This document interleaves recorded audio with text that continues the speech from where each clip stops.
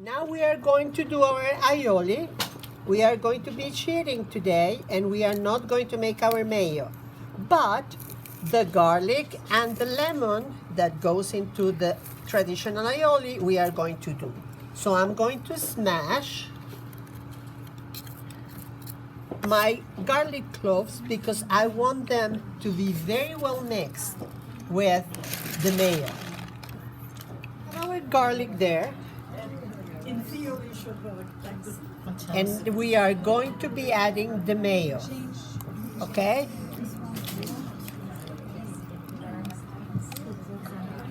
I crush 4 garlic cloves and I'm adding a cup of mayo, and we are going to add a teaspoon of lemon juice.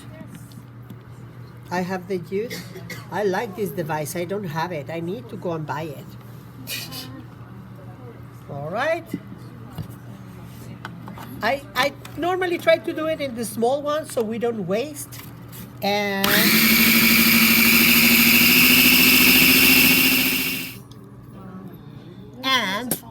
whoops, the way my father used to eat it was with a sprinkle of sweet Hungarian paprika, and it is just to add a little